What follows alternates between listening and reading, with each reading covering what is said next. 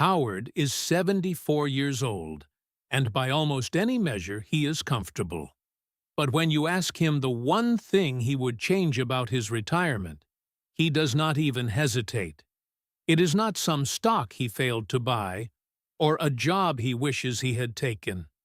It is 6 specific purchases, 6 big checks he wrote in the very first years after he stopped working, that he would take back in an absolute heartbeat. And the unsettling part is that almost every single retiree makes at least one of them. Because the most financially dangerous years of your whole life are not when you are young and broke.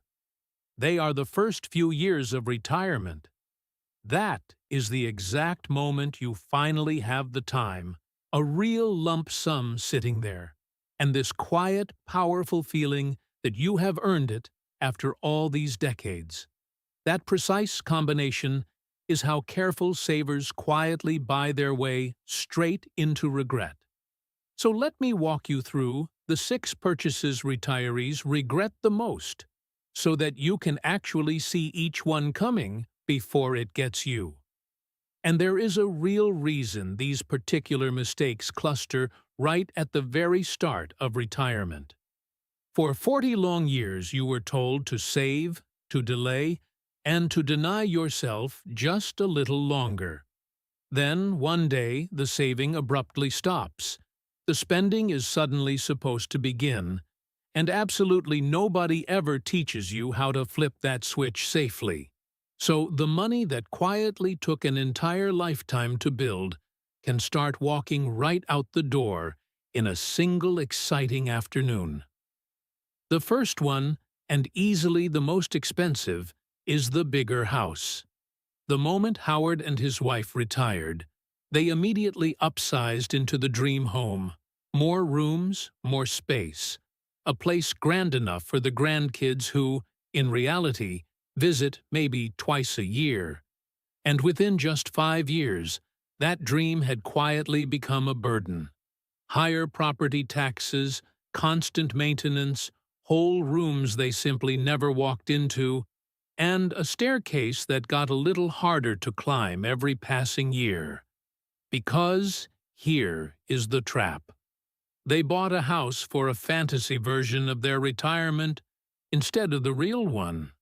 Most retirees should be simplifying their lives, not supersizing them. The home that perfectly fits a busy family of 5 is almost always the wrong home for 2 people living on a fixed income with a lot of free time. And the regret is not only about the money. It is about spending your healthiest, freest years cleaning and paying for space that you do not even use. The second purchase they almost always regret is the brand new car, and very often a luxury one.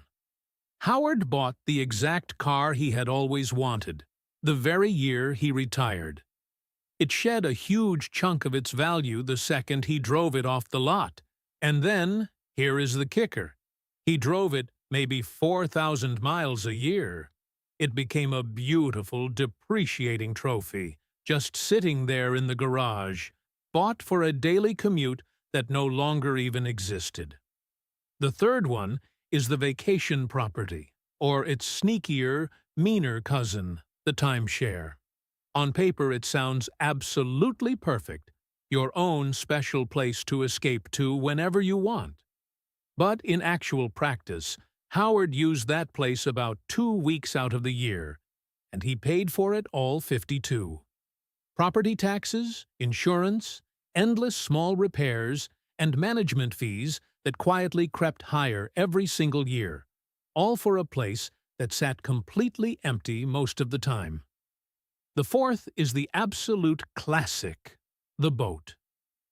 There is an old joke that the 2 happiest days of any boat owner's entire life are the day he finally buys it, and the day he finally manages to sell it. Howard's boat spent almost its whole life tied up to a dock, silently racking up slip fees and maintenance bills, and it got genuinely used on maybe a handful of sunny weekends each year. It was a staggeringly expensive way to own a very, very brief feeling. Quick, honest note before we get to the last two, because these next ones are the ones that really sting.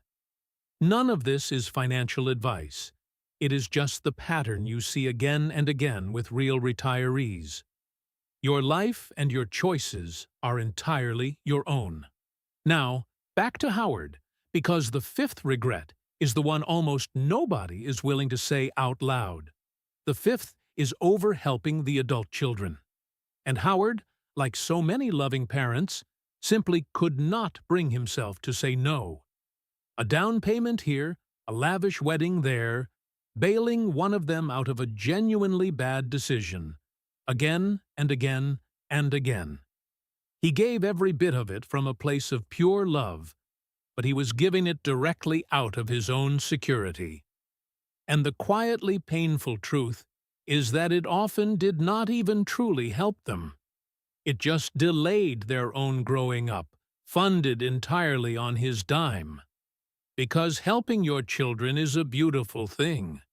Right up until the exact moment you are quietly funding their entire adult lives with the money you are going to need for your own. The single kindest thing you can usually be is a financially secure parent who never, ever becomes a burden on them later, rather than an endlessly generous one who slowly runs themselves dry. The sixth, and by far the most financially dangerous, is the catch-up gamble. Feeling just a little behind where he wanted to be, Howard made a late, genuinely risky bet to try and make up for all that lost time. A red-hot stock that a friend absolutely swore by, a speculative craze everyone was suddenly talking about, a complicated high-fee product that a smooth salesman pushed hard. But the entire point of finally reaching retirement is to stop ever needing to gamble. And the catch-up bet is precisely how people manage to lose the one pile of money they can least afford to ever lose. And here is the single thread that quietly ties all six of these together. The thing Howard himself only saw clearly in hindsight. Not one of them was ever truly about what he actually needed. Each one was really about a version of himself that he was trying to buy. The impressive one with the big house and the nice car. The generous one bankrolling everybody. The exciting one chasing the big win. The stuff all depreciated. The fees all compounded. And the good feeling always faded within a few short weeks. And none of it ever bought the thing he was actually reaching for. Because here is the genuinely strange part, the part worth remembering. If you ask retirees what they do not regret, it is almost never the things they bought. It is the trips they took while they were still healthy enough to enjoy them.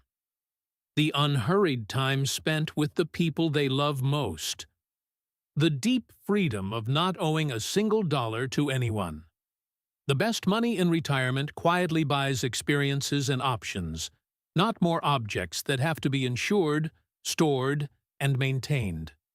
Howard's happiest dollars, every time, were the ones that bought him time, not stuff.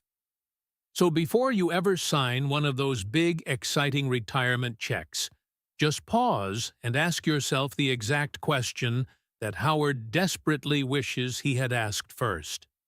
Am I buying something I am genuinely going to use and love? Or am I just buying a version of myself I am quietly trying to be? Tell me in the comments.